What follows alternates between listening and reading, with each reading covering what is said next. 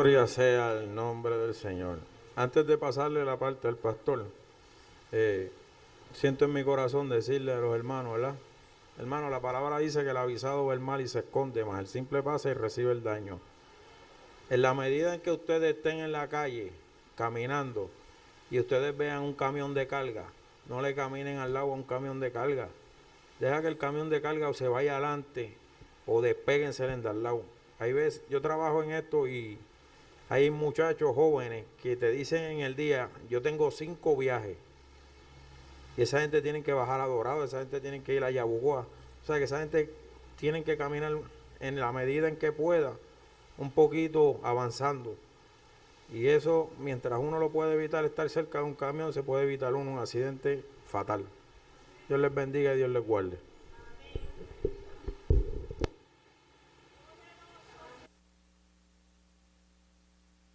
Nuestro pastor con nosotros.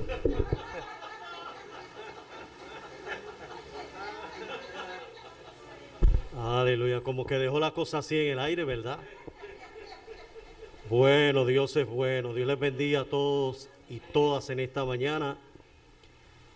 Dios bendiga a Ana, que goce de alegría verte. Se ve muy bien, con todo el respeto que se merece. Y Gisela, que le acompaña a su hija, qué bueno que esté aquí en esta mañana. Así que es una mañana de bendición. El Señor está en medio de su casa.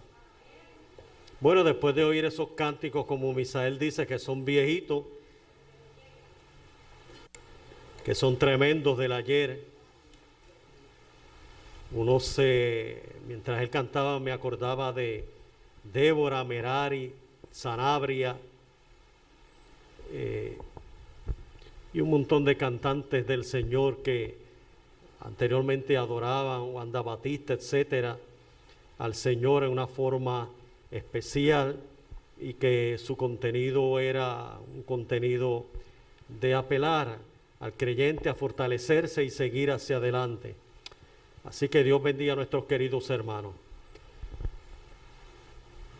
Mire, yo sé que el tiempo avanza. Yo voy a predicar hasta donde pueda, si no dejo la segunda parte para el domingo que viene, porque yo quiero que usted me preste atención. Lo que yo voy a hablar, el mensaje que voy a dar en esta mañana es importante. Yo quiero que usted le preste atención. No deje que nadie le quite la comunión y usted pueda prestar atención, porque voy a hablar de un tema que parece difícil, pero es fácil en la medida que usted preste atención y siga el hilo del mensaje pastoral. Permítame un momentito para poder. Cuando buscamos Apocalipsis capítulo 12, verso 9 al 12, donde voy a dar lectura a la palabra del Señor.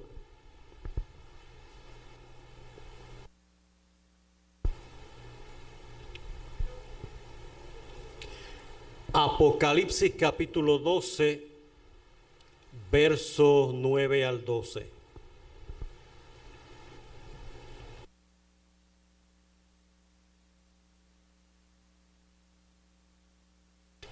El día que no le alabo, el alma se me entristece, pues donde no hay alabanza, Dios no puede estar presente.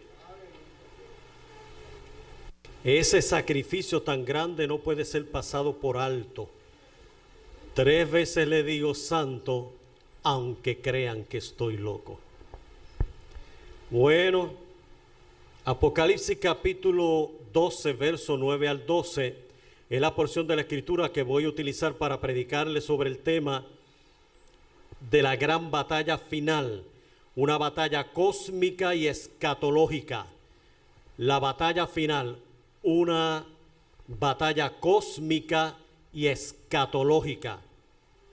Que voy a hablar de la guerra en el conflicto final, voy a hablar del ambiente espiritual y lo que está sucediendo alrededor nuestro y qué nos espera o depara el futuro.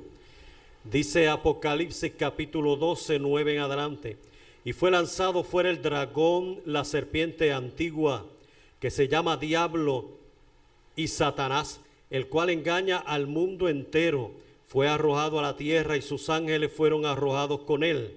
Entonces oí una gran voz en el cielo que decía: ahora ha venido la salvación, el poder y el reino de nuestro Señor Dios y la autoridad de su Cristo, porque ha sido lanzado fuera el acusador de nuestros hermanos, el que los acusaba delante de nuestro Dios día y noche. Y ellos le han vencido por medio de la sangre del Cordero y de la palabra del testimonio de ellos, y menospreciaron sus vidas hasta la muerte. Por lo cual, alegraos cielos y los que moráis en la tierra. Debe volver a leer.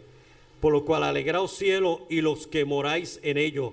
Ay de los moradores de la tierra y del mar, porque el diablo ha descendido con gran furia a vosotros, sabiendo que le queda poco tiempo, en algunas interpretaciones con gran ira, sabiendo que su destino es final. Padre, adoro tu nombre y te doy gracias. Simple y sencillamente necesito la iluminación de tu Espíritu Santo en la proclamación de tu palabra, y que tu Espíritu Santo dirija cada palabra a la necesidad de cada uno de tus hijos. Dame el entendimiento necesario, Señor, y que pueda fluir tu palabra libremente. Llévate todo aquello que estorba y pueda robar la comunión de los santos. En el nombre que sobre todo nombre, me cuidaré de darte toda la gloria y toda la honra, en el nombre que sobre todo nombre, el nombre maravilloso de Jesús de Nazaret. La gran batalla final. Esta es una batalla cósmica y escatológica. Digo que es cósmica porque tiene que ver con cielos, y escatológica porque tienen que ver con eventos en la tierra. Para comenzar este sermón tendría que primero definir, usted sabe que a mí me gustan las definiciones de los términos, etcétera. Me gustaría definir la palabra conflicto. El diccionario bíblico Strong lo define como oposición o desacuerdo entre personas, pero la segunda definición que da el diccionario Strong dice que conflicto es una guerra o combate derivado de una oposición prolongada, y es la que mejor me gusta. Mire, un análisis ordenado de los eventos desde el principio hasta el final, junto a los pasajes escriturales que le voy a presentar, nos van a fortalecer a cada uno de nosotros que estamos en esta batalla final para mantenernos firmes y servirle al Señor hasta el final. O vences o eres vencido. Esto es importante para estar preparados y enfocados en lo que el Señor ha puesto en nuestras vidas y poder enfrentarnos a todo ataque del diablo, resistiendo y utilizando nuestras armas espirituales, que el apóstol Pablo dijo que no son carnales sino espirituales, para la destrucción, rompimiento de fortalezas, ya que el Señor nos ha dado el poder del Espíritu Santo que está en nosotros, a nuestra disposición, para hacernos fuertes, valientes y poder vencer al maligno. El Antiguo Testamento presenta a Cristo el Salvador, el Mesías que venía a morir en la cruz del Calvario.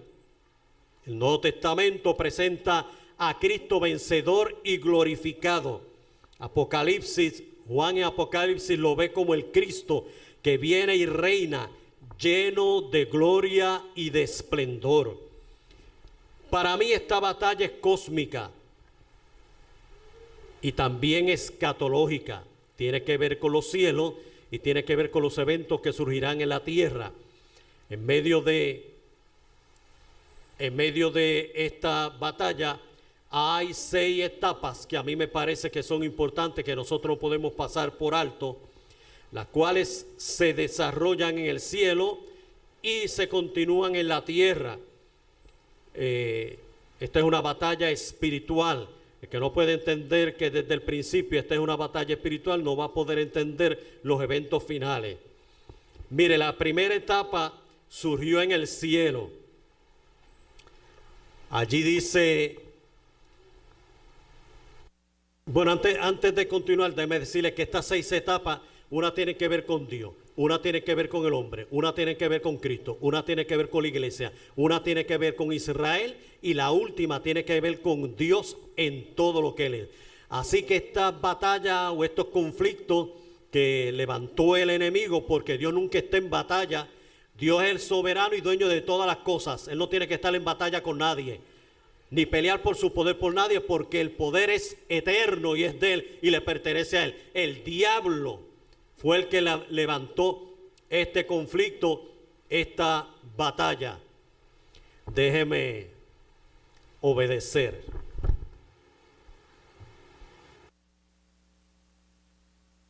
La obediencia es vital.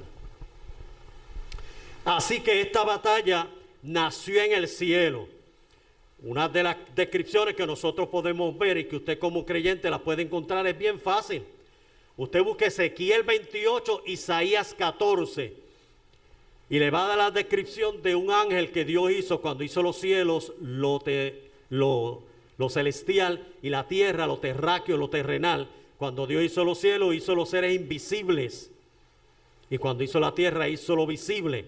Así que los seres espirituales, nosotros encontramos que creó una serie de querubines, serafines, ángeles, y entre los querubines creó uno que se llamaba Luzbel, que significa el que brilla, el resplandeciente o antorcha encendida.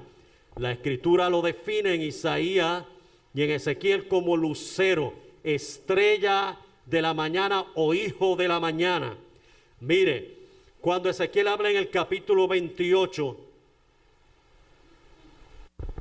deja ver si me sirve, porque lo de Yeriel no me sirve. Es que lo utilizo así para poder hablar un poquito más con claridad. Bueno, está bien.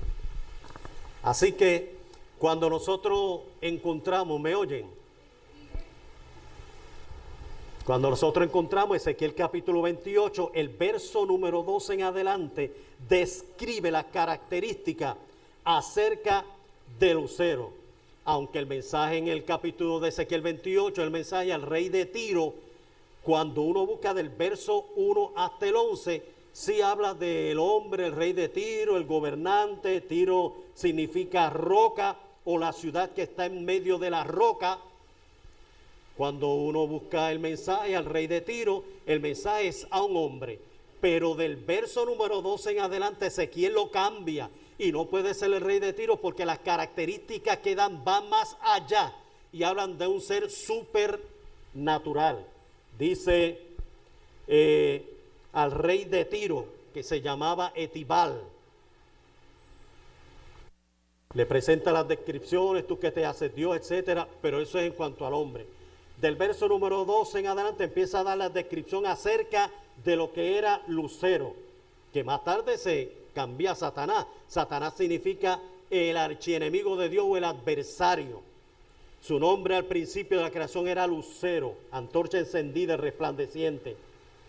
Dice, todo iba bien hasta que se enalteció tu corazón, hasta que tú dijiste, seré como Dios y tendré el corazón de Dios. No hay secreto que te haya sido oculto. Tú hiciste tus trabajos y tus contrataciones. Fuiste creado como querubín y protector. En el huerto del Edén tú estuviste.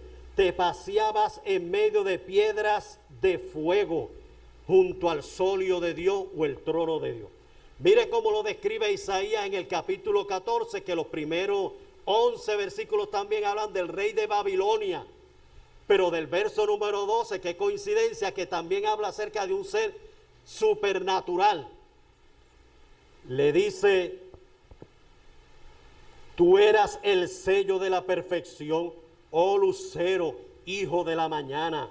Hasta el día que nació en ti la maldad, dijiste en tu corazón, subiré, estaré, me sentaré, moraré y seré semejante al Altísimo, igual a Dios. Tú que creías todas las cosas hasta que caíste, el día que se enalteció el corazón. Tú que decías, mi corazón será como el de Dios y seré semejante a Dios. Ahí da las descripciones y dice cómo fue la caída. Hasta que se enalteció tu corazón. El primer pecado que apareció en el cielo y fue con Satanás, porque Dios creó los seres espirituales con libre albedrío. Él no creó computadoras ni marionetas, Él creó seres espirituales con libre albedrío, con inteligencia, voluntad y afecto, con la capacidad de la toma de decisiones. Así que cuando nos presenta a Lucero, dice que fue creado con todas las piedras preciosas. Fue un querubín, el protector del trono de Dios, el mejor que Dios había creado, excelso, etcétera.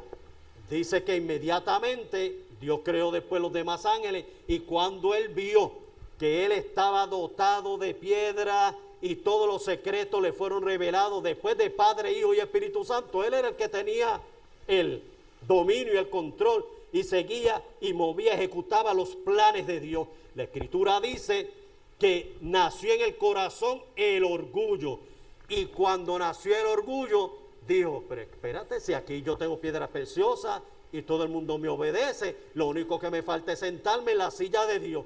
Y como yo tengo poder y tengo presencia y me siguen y tengo autoridad y sé secreto, pues entonces lo que me falta es sentarse en la silla de Dios, sentarme en la silla de Dios. Y un día Dios le dijo, mire don diablo. No, Dios no le dijo así. La Biblia dice, a causa de tus contrataciones te enalteciste y cometiste iniquidad. Eso lo que se refiere es que empezó a hablar con los ángeles y le brindó una jerarquía. Tú vas a estar al frente de esto, tú vas a estar al frente de esto, yo te doy este puesto, esta posición. Por eso hay posiciones que dañan y malean. Y la Escritura dice que se enalteció el corazón, hizo contrataciones y se halló iniquidad y pecado. Y como en el cielo no puede haber pecado, la Escritura dice en Apocalipsis capítulo 12 que una tercera parte de los ángeles se fueron con Satanás. O sea, de cada millón, y la Biblia habla, hablando el salmista, que Dios creó millones y millares de ángeles. Así que de cada millón, 333.333 se fueron con Satanás. Ahí se convirtió el lucero en la caída. La Biblia dice que fue lanzado del cielo a la tierra. En el cielo no puede haber pecado, así que la misma santidad de Dios lo empujó, lo expulsó y fue arrojado del cielo a la tierra, al segundo cielo. El universo, y tenía control y dominio, como dice la Escritura, en la tierra, el príncipe de este mundo. Así que el acceso era limitado al cielo. La Biblia lo llama como que está acusando a nuestros hermanos. En este momento es el acusador de nuestros hermanos.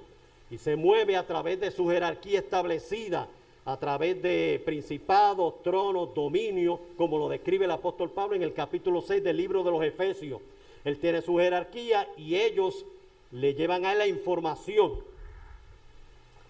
Cuando la Biblia nos los presenta a nosotros, nos presenta que esta jerarquía que tiene orden y que hay unos demonios, demonion, que significa también adversario, los que se oponen, siguen las directrices de Satanás, los designios de Satanás y lo que él quiere.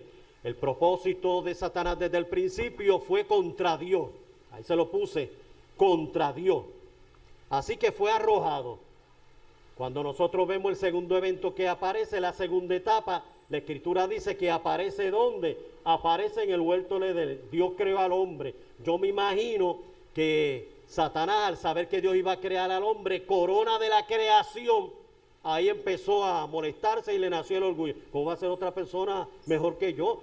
La corona de la creación y punto. Hizo al hombre. Lo hiciste un poco menor que los ángeles, dice la Escritura. Y allí Dios creó al hombre, Adán y Eva, y le dio un mandamiento. Así que en la segunda etapa, la guerra de Satanás no era solamente contra Dios, era contra el hombre en el huerto del Edén. Y mire que Satanás lo que trató fue de cambiar las cosas como Dios había establecido. Atacó la deidad de Dios, con que Dios te ha dicho. O sea, solamente Él es Dios, no puede haber otro. Segundo, atacó la credibilidad de Dios.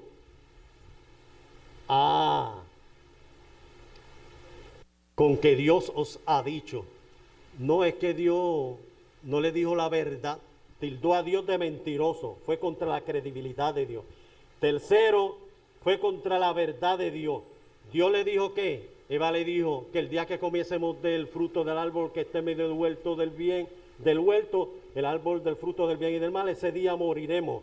Y él le dijo, no, ustedes no van a morir. Era atacando la verdad, tergiversando la verdad, cambiando lo que Dios había dicho. El cuarto punto fue contra la obediencia del hombre. No, ustedes lo que tienen que hacer es coman y serán abiertos vuestros ojos. Después atacó la naturaleza del hombre, que por sí el hombre es hombre. No es un ángel ni nada, es un hombre. Dice, el día que tú comas serás como un Dios,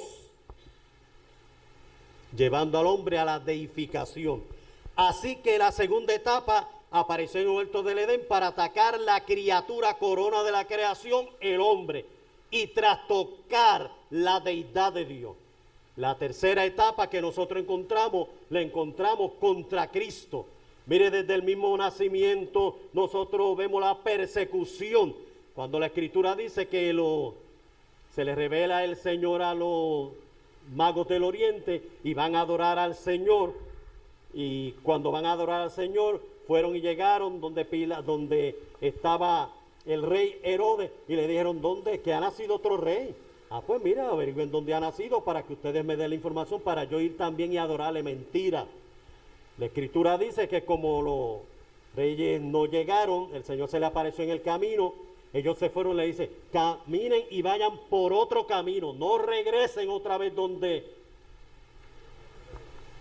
el César, que era en ese tiempo parte. Así que regresaron por otro camino y la Escritura dice que en medio de ellos Herodes se molestó y mandó a matar a los niños menores de 2 años hacia abajo. Como no sabía quién era, pues mandó a matar a los niños de 2 años hacia abajo.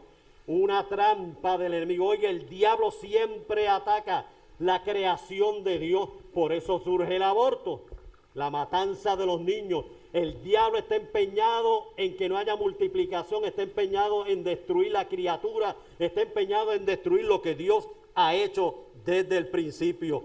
Así que desde el mismo nacimiento, en su ministerio, el diablo utilizó y fue contra Cristo a través de los opositores, los fariseos, los saduceos, los escribas y los sacerdotes que la emprendieron contra él. Muchas veces lo atacaron para tratar de que él se estableciera como rey. Y la Escritura dice que salió en una ocasión, salió en medio de ellos cuando tomaron piedras para apedrearle. Salió en medio de ellos. Y en otra ocasión lo estaban aclamando para que él fuera rey. Y Dios, todavía no ha llegado mi tiempo. Y siguió caminando y se fue.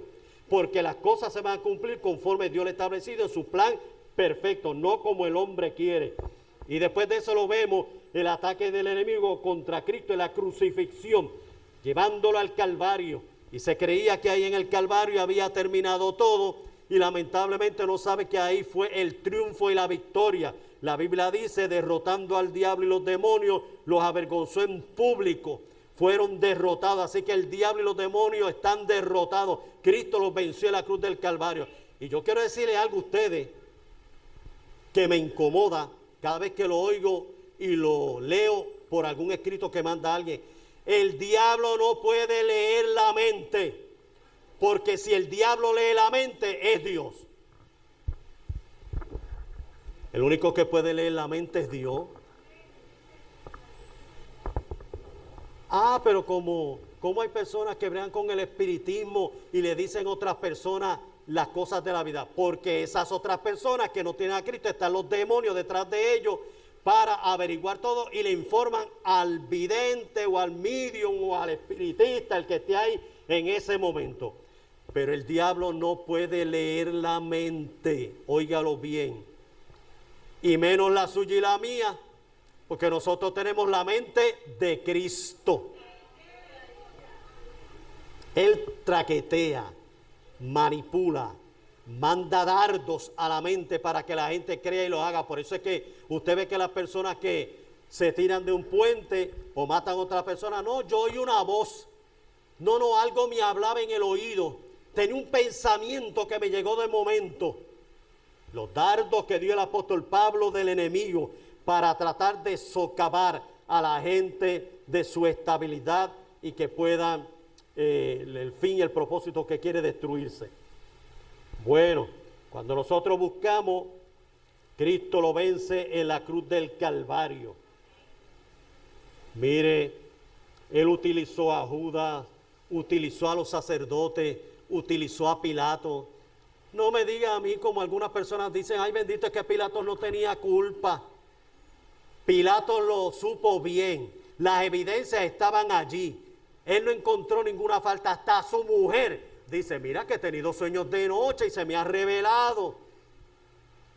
El Dios poderoso, no tenga que ver nada con ese justo y santo.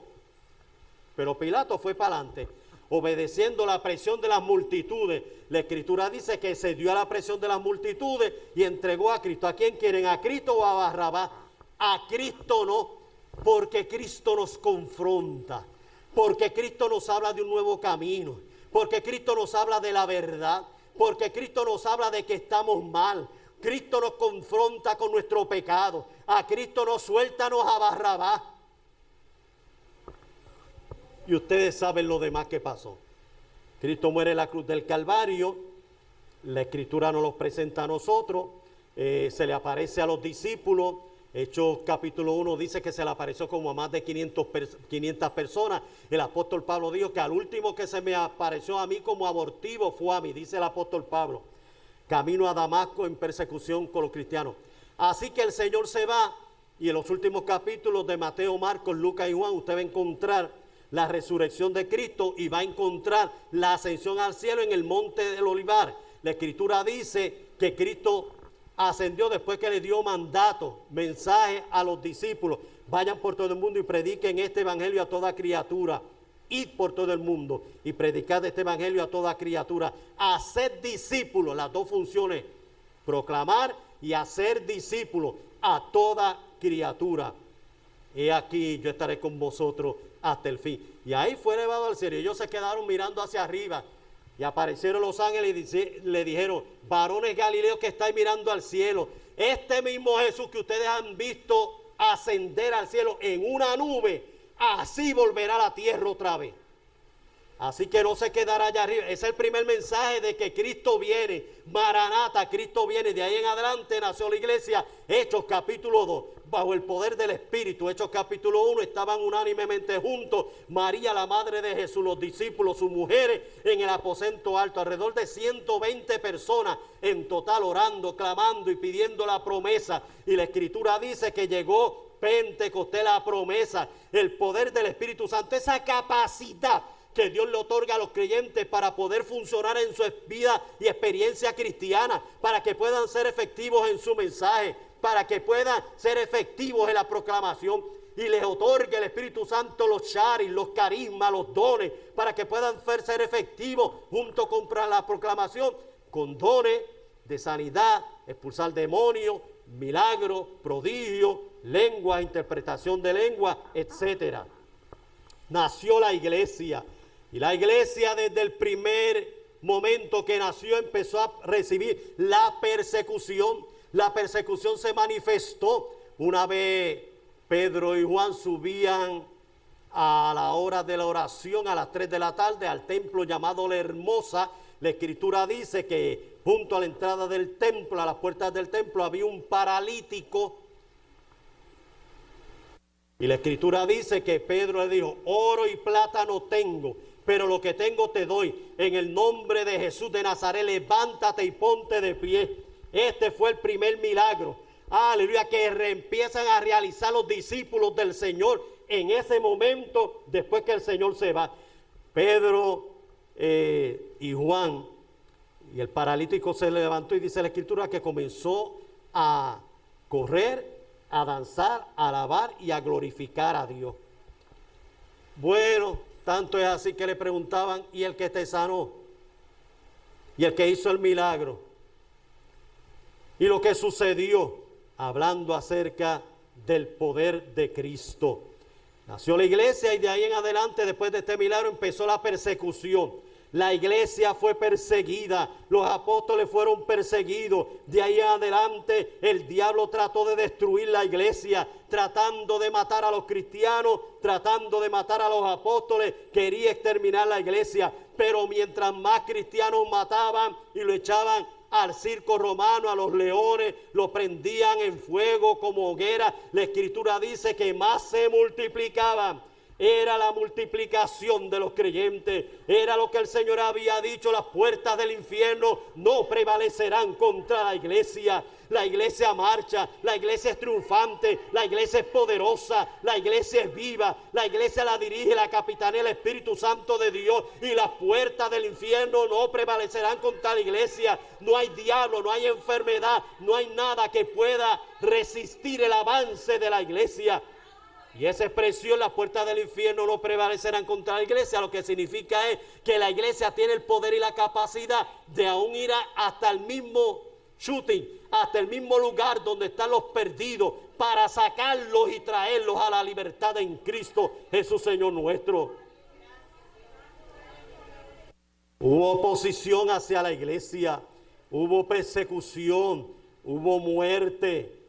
Trataron de establecer leyes para que la iglesia no siguiera hacia adelante. De Constantino en adelante también trataron de cambiar y hacerla la religión del Estado, mezclando el mundo con la iglesia, cumpliéndose Apocalipsis capítulo 2 y capítulo 3, mensaje a la iglesia de Éfeso, Esmirna, Pérgamo, Tiatira, Sardis, Filadelfia y la Odisea. Vea y lea los mensajes. Es una persecución contra la iglesia, pero en todas ellas el Señor habla acerca de los fieles, de los que tienen el poder, los que tienen la palabra, como Filadelfia. Tú que mantienes tu testimonio, tú que mantienes el poder y tú que te mantienes firme y has creído en el Señor, a ti se te da la promesa. Apocalipsis 3:10. Por cuanto has tenido paciencia, yo también te libraré de la hora que ha de venir sobre los que moran en la tierra. Mire, a través de toda la historia el diablo ha tratado de destruir la iglesia. Cuando surgió la Biblia, el diablo trató de destruir la Biblia. Las quemaban, yo no sé qué hacían, pero más se multiplicaban. Bueno, Dios es tan bueno que se encuentran los rollos del Mar Muerto, y uno de Isaías confirma que todos los capítulos de Isaías son la verdad, es una copia exacta. Y todos los demás rollos que encontraron eran copias exactas de los escritos del Antiguo Testamento, dando firmeza y veracidad a lo que Dios había dicho, que inspiró a los hombres de Dios para que escribieran lo que Dios quiso que estuviese escrito ahí. Lo que Dios no quiso que estuviese escrito ahí no está a punto y se acabó. Esta es la palabra, esta es la verdad. Creamos a la verdad, creamos al libro de Dios. Esta es la mente de Dios en forma escrita. El diablo ha llevado una agenda contra la iglesia de ahí en adelante, a través de todos los tiempos.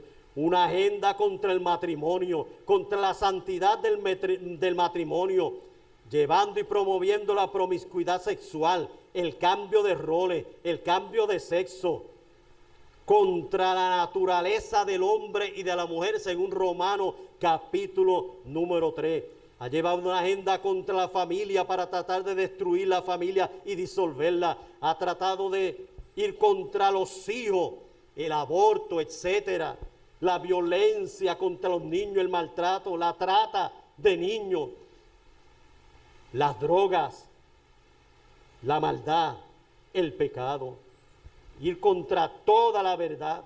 Los creyentes de este tiempo estamos enfrentando los ataques más severos del diablo y despiadados para tratar de detener a los creyentes y que no sigan fieles a la promesa. La iglesia primitiva me gusta porque estaban anclados en la promesa de que la bienaventurada esperanza de que el Señor venía. Ellos creían que el Señor venía en ese momento y estaban afirmados, testificaban, proclamaban el nombre del Señor. Y una de las cosas que la iglesia ha perdido en esta hora El ataque del diablo contra la iglesia es para que la iglesia pierda otra vez más la credibilidad en la palabra de Dios, que no crea y pierda la fe en el Dios que es soberano y dueño de todas las cosas. El diablo ha desarrollado un desaliento, una tibieza, una falta de amor, una falta de pasión. Óigame, el enemigo ha tratado de levantar celos, contiendas, disensiones, envidia, maldad dentro de la misma iglesia, para que al fin de cuentas la iglesia no se vaya y se quede aquí en la tierra. La quinta etapa es contra Israel y las naciones, porque a mí me parece que la promesa que fue dada a la iglesia está ahí cuando el Señor ascendió al cielo, está en Apocalipsis capítulo 3 verso número 10, está en 1 Tesalonicenses capítulo 4 verso número 13, cuando el apóstol Pablo lo dijo bien claro y lo expresó de dos formas. El mismo Señor con voz de mando, con voz de arcángel y con trompeta de Dios descenderá del cielo, y los muertos en Cristo resucitarán primero. Luego nosotros los que vivimos, los que hayamos quedado hasta la venida del Señor, seremos transformados en un abrir y cerrar de ojos para recibir al Señor en los aires. En los aires, al sonar de la última trompeta. Y se va a tocar la última trompeta. En Israel se tocan 7 trompetas y se han tocado 6. Falta una trompeta. Es la trompeta final para reunir a los santos y celebrar la gran fiesta o una convocación santa. Y esa trompeta para tocar tocar y llamar a los redimidos a una convocación santa, a una fiesta, es la fiesta de las bodas del Cordero en el cielo. La iglesia se va, y la iglesia se va porque Cristo y el apóstol Pablo lo dijeron, que no nos ha puesto Dios para ira, sino para bendición. La naturaleza de la grande tribulación es probarle al pecador que el pecado no tiene parte ni suerte en la agenda de Dios. Y ya Cristo nos limpió del pecado, nos redimió del pecado. Por lo tanto, la iglesia se va. Esté usted seguro que la iglesia se va. Es un misterio. La iglesia apareció como un misterio y la iglesia será como un misterio. Se irá. Por eso es que hay mucha gente que no entiende esto y dice, pues la iglesia se queda, la iglesia pasará por la gran tribulación, esperará hasta la segunda venida de Cristo. Pues el que se quiera quedar, que se quede. Pero la promesa es para la iglesia llevárselos al cielo. Y hay mucha gente inconversa, aún inconversa, que han tenido revelaciones del arrebatamiento de la iglesia, que la iglesia se va. Y la iglesia se va porque el Señor arriba tiene el tribunal de Cristo o el bima. El bima o el tribunal de Cristo es para darle a cada uno su recompensa según lo que haya hecho después que se convirtió a Cristo. Si usted no ha proclamado la palabra, ni usted se ha ganado ninguna vida, ni usted ha hecho nada, pues usted pasará raspa cum laude. El que trabajó, el que ha hecho, el Señor le dará la corona, aunque estoy firmemente convencido, después de haber escudriñado la Escritura durante estos 47, 45 años de convertido, que lo cumplí en julio 31. Estoy bien convencido después de estos 45 años de convertido que la iglesia se va. Y segundo, que el Señor le tiene premio a los creyentes, y uno es que le dará la corona de la vida. Hay 5 coronas, pero una de ellas es para todos los creyentes. Por eso es que cuando Juan ve en Apocalipsis capítulo número 5 y capítulo 5 antes del 6, capítulo 4, capítulo número 5, usted ve que toda tribu, lengua y nación adoraban al Señor.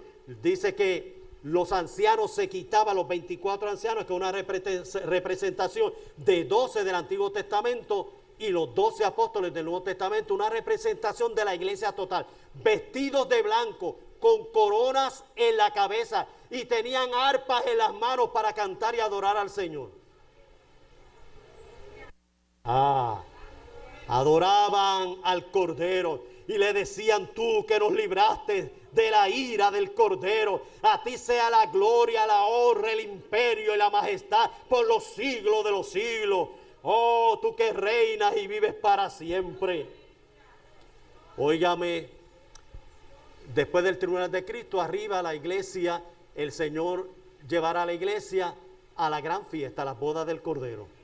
Y en las bodas del Cordero, todos vestidos de lino fino, blanco, que es la justicia de los santos.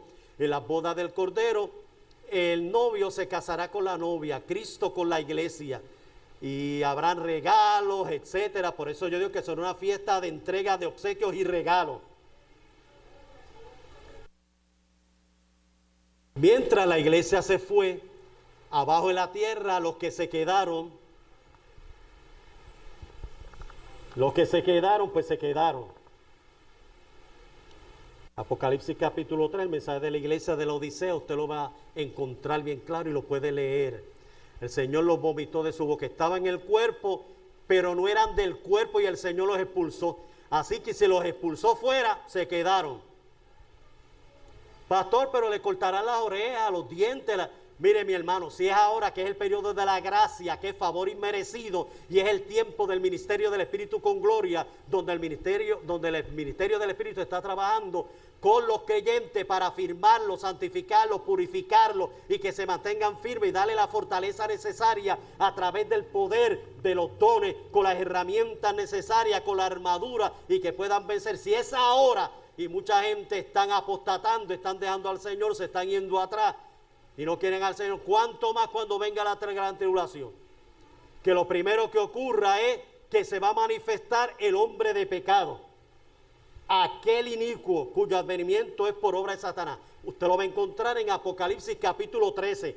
En Apocalipsis capítulo 13 aparecen dos bestias.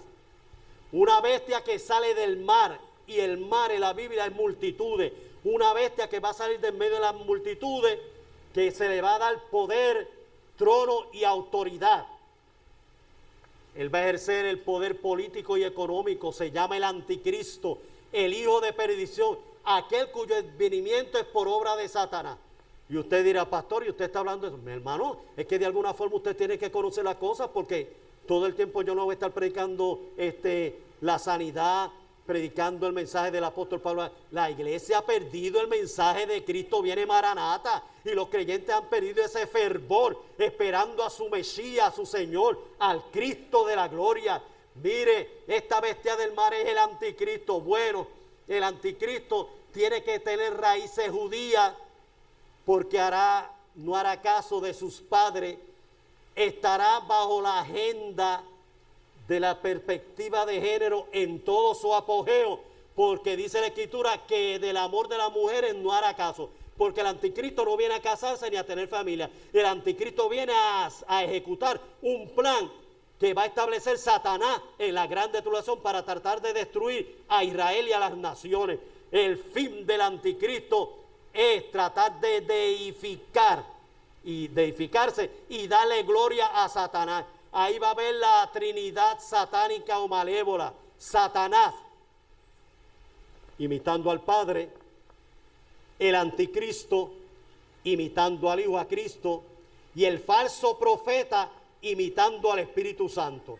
La primera bestia que sale es el anticristo, tiene cuernos en la cabeza, 10 reinos, etcétera, todo eso. Una vez la iglesia sea trasladada al cielo, va a empezar el ocaso, las tinieblas, la necesidad en la gente espiritual. Y ahí es que se va a empezar a manifestar la Roma reavivada, que no es otra cosa que el poder religioso, que no es otra cosa que usted sabe quién va a dominar el poder religioso. Se llama Roma.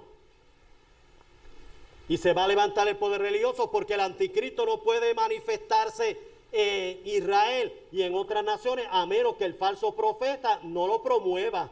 Así que el falso profeta aparece primero la religiosidad, la religión. En el vacío de que no va a estar la iglesia proclamando ni nada, va a haber una necesidad espiritual y la va a llenar Roma con el falso profeta, el que esté, sea el papa que esté, que se declare en ese tiempo.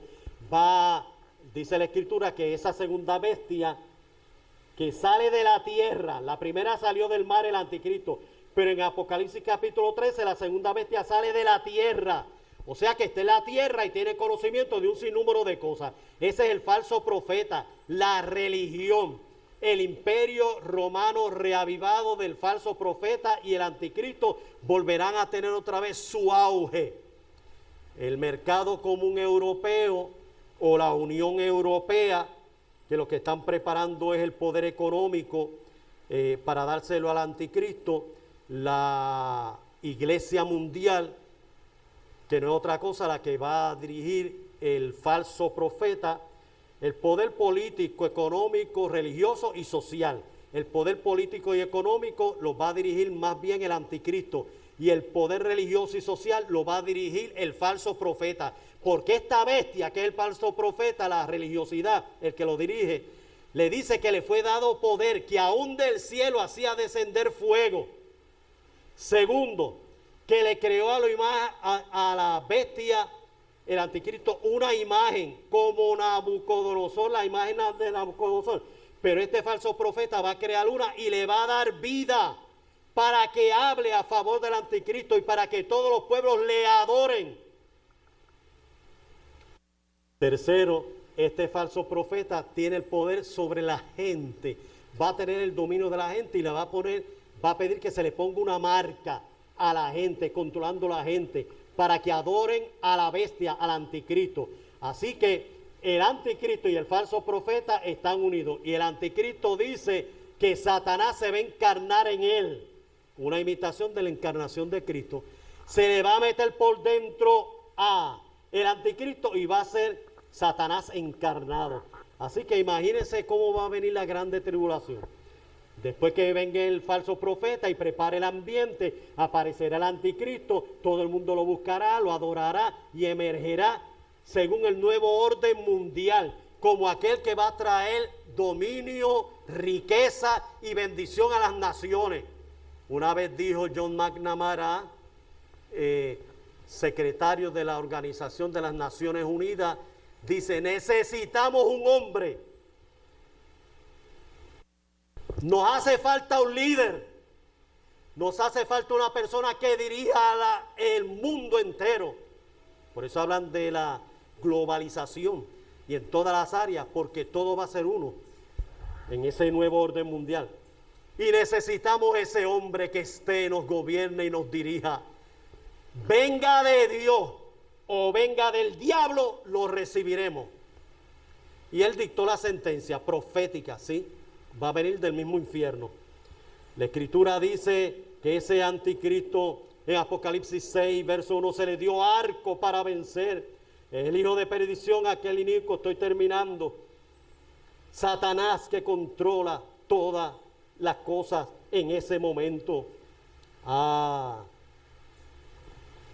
Y ustedes saben que su fin es tratar de engañar a Israel. Así que a los 3 años y medio de la grande tribulación, la Escritura dice que hará pacto con naciones y pueblos. Allí estarán los reyes del oriente, Rusia, China y Japón, junto a otras naciones, se unirán al anticristo para ir y hacer la guerra contra Israel. Pero antes de eso, el anticristo pacta con Israel. Se presenta como el Mesías. Apocalipsis capítulo 6, verso número 1, la Escritura dice que vino en un caballo blanco, tenía una corona en la cabeza y se le dio un arco para vencer. Fue dado. Así que ese es el anticristo. No es el de Apocalipsis 19, que viene bajando del cielo en un caballo blanco y que tiene en su muslo las palabras que dicen Rey de Reyes y Señor de Señores, y un cinto que dice el verdadero. Este de Apocalipsis capítulo 6 es el anticristo, mi hermano, y nosotros tenemos que estar bien pendientes de las profecías. Ya está en el mundo, ya está. No me pregunte dónde está, porque eso solamente lo sabe Dios. Dios y Él. Pero ya está en el mundo. Y como la iglesia se va pronto, yo me imagino que ya debe de ser un estratega militar y tiene que tener cierto poderío, cierta atracción, cierta influencia. ¿Ya? Claro que si no, no vamos a esperar a un niño ahora que van a hacer. No, porque ya la iglesia se va, tiene que ser mayor ya y tiene... Y mire que el anticristo y el falso profeta tienen raíces y tendencias judías. Para que puedan aceptar también al falso profeta, tiene que tener tendencia judía, porque la Escritura dice que hará alianza y engañará. Bueno, el anticristo se presentará como el falso Mesías, entrará por las puertas de David que están selladas, la romperá, entrará y lo adorarán como si fuera el Mesías verdadero. Hasta que, dice la Escritura, se metió en el templo de Dios, hizo la abominación desoladora, comenzó a sacrificar cerdos inmundos que son para Israel en el templo. Pidió que la imagen la metieran en el templo. Éxodo capítulo 20, no te harás imagen de las cosas que están en el cielo y en la tierra, no la adorarás, no te postrarás y no le servirás, porque yo Jehová, un Dios celoso y clemente. Así que cuando trata de cambiar las fiestas, las festividades de Israel y los días solemnes por la imagen, hace sacrificio, cambia las festividades y los días solemnes, pide que se le adore y los judíos no adoran a otro que no sea Dios. Cuando pide que se le adore y ven esa abominación y todas esas cosas en el templo, ellos van a decir, nos engañaron, caímos. Porque ahora mismo se está cumpliendo que el Señor está trayendo los judíos hacia Israel. Ahora mismo se está cumpliendo que esos que están regresando en incredulidad, y que el Señor va a preparar el camino para que en un día sean salvos, dice la Escritura. El anticristo lo va a arremeter, vamos a dejarlo aquí, el domingo que viene. El anticristo va a arremeter contra Israel. Israel lo lanza afuera y vuelve a parar otra vez a Babilonia, las áreas de Turquía, para convocar a las naciones y pedirles que se reúnan, y el falso profeta darles empuje para preparar a todas las naciones para que se vayan a luchar contra Israel, porque el odio de Satanás no solamente es contra la iglesia, es contra Israel, primero contra Israel y después contra la iglesia, porque le sirven al Dios verdadero, y el diablo lo que quiere es la adoración para él, y el trono para él, y el cielo para él, y a la gente para él. Él quiere adoración, él quiere súbditos y él quiere reino. Y por eso es que va a tratar de establecer un reino a través del anticristo. Reino, poder, deificación, reconocimiento, etcétera. Bueno, nos vamos a dejar ahí la quinta etapa. Contra Israel las naciones, todavía me falta contra Israel las naciones, pero vamos a dejar ahí, porque se va a levantar la guerra más grande. Pastor, pero los otros días estaban diciendo paz y seguridad. La Biblia dice, cuando digan paz y seguridad, vendrá destrucción repentina sobre ellos. Hasta que la iglesia no se vaya al cielo, no se firme el tratado de paz mundial. Podrán firmar algunos trataditos por ahí. Y déjeme decirle con todo respeto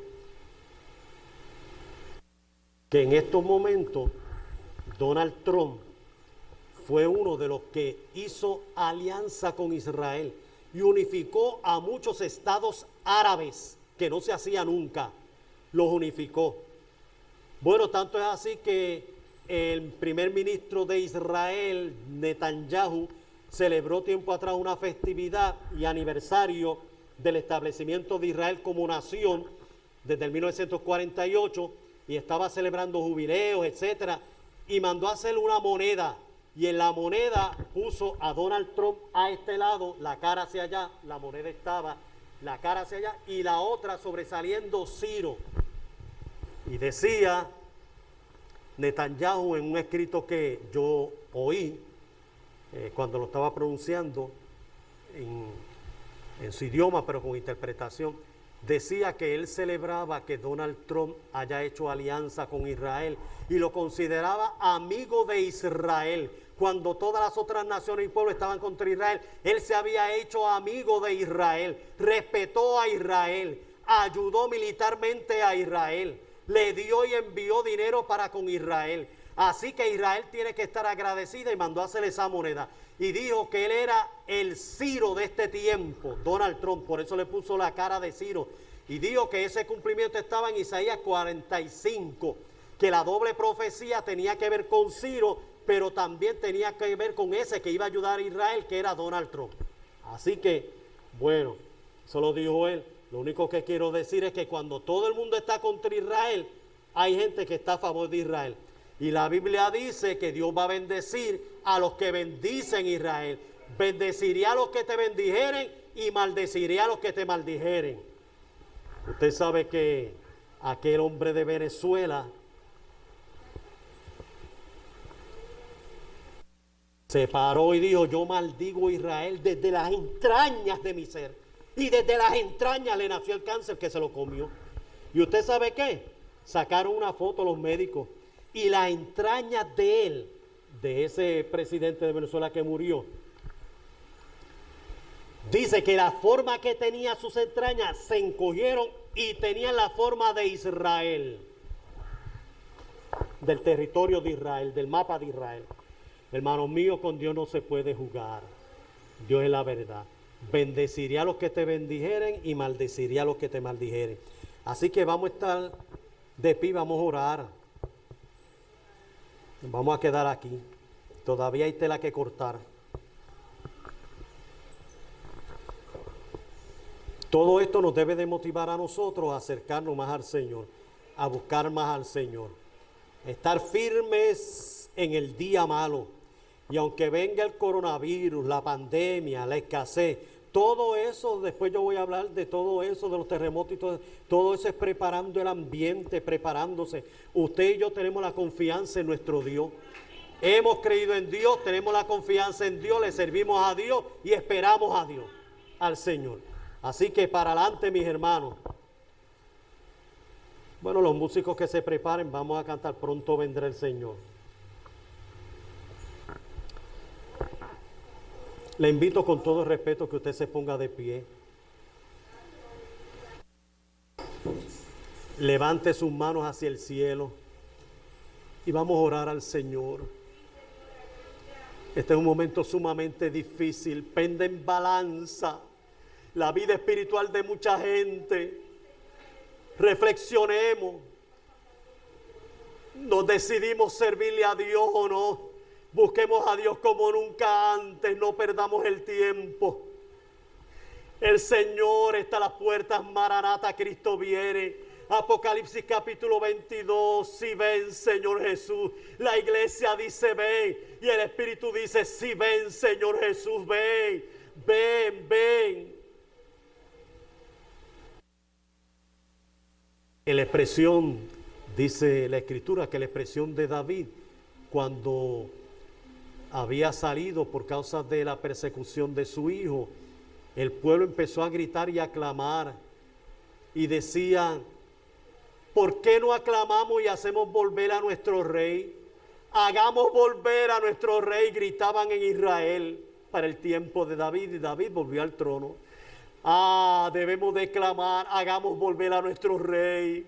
El Mesías, el Señor que viene con poder y gloria, y viene primero para levantar a la iglesia, al llevarse su iglesia, su amada, la santa. Tenemos faltas, defectos, pero la sangre de Cristo nos limpia. Somos propiedad de Dios, pertenecemos al Señor. Hermano mío, hermana mía, cobra ánimo, cobra fuerzas, levántate. Vamos a seguir peleando esta batalla. El Señor está con nosotros como poderoso gigante. Él no nos ha abandonado, Él no nos ha dejado. Él está observando, Él está mirando cómo acontecen las cosas y cómo la iglesia está reaccionando ante las diversas situaciones que enfrenta. Vamos a enfrentarlas con valentía, vamos a enfrentarlas teniendo al Señor por delante, vamos a mantener nuestra fe, vamos a mantener nuestro testimonio, vamos a mantener nuestra vida cristiana con firmeza, vamos a seguir caminando, vamos a seguir proclamando, vamos a seguir testificando, vamos a seguir hablando, vamos a seguir orando, orando sin cesar, porque el tiempo es duro y es malo, y Maranata, el Señor viene.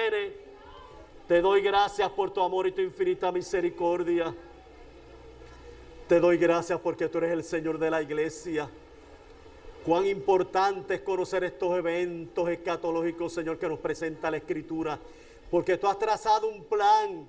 Tú lo has trazado porque tú eres el divino arquitecto, el gran planificador. Tú lo has preparado, lo has planificado todo y todo se va a cumplir conforme al diseño, al plan. Yo creo que tú eres un Dios de diseño. Tú le dijiste a Moisés, Moisés, vas a hacer todas las cosas en el tabernáculo conforme al diseño que yo te muestre. Dios es un Dios de diseño. Dios es un Dios que planifica. Dios lo ha preparado todo y todo, Señor, creemos que se va a cumplir en tu tiempo conforme tu voluntad. Te pido que guardes a la iglesia. Te pido que bendigas a la iglesia. Te pido que satures a cada creyente con la presencia de tu Espíritu Santo. Empodéranos, Señor, de tal manera que podamos marchar y seguir hacia adelante viviendo esta experiencia cristiana. No empece las circunstancias, no empece las situaciones, no empece la escasez económica, no empece las situaciones de enfermedad. Vamos confiando en ti. Nuestra fe crece, nuestra fe se aumenta, porque tú eres el Dios, aleluya, que nos sostiene. Tú estás aquí con nosotros. Tú has prometido estar con nosotros todos los días hasta el fin. Todos los días estarás con nosotros hasta el fin. Te damos gloria, honra y honor. Y Señor, queremos que cada día nos prepare para irnos en el arrebatamiento de la iglesia. Señor, ten misericordia de aquellos que caen. Ten misericordia de aquellos que desfallecen. Ten misericordia de los que tienen las rodillas paralizadas y los brazos caídos. Ten misericordia de aquellos que abandonan la fe. Dios, ten misericordia y permite que nosotros permanezcamos firmes en la iglesia, firmes en la fe, firmes en nuestra adoración a ti, Señor, ahora y siempre, por Cristo Jesús. Amén, amén.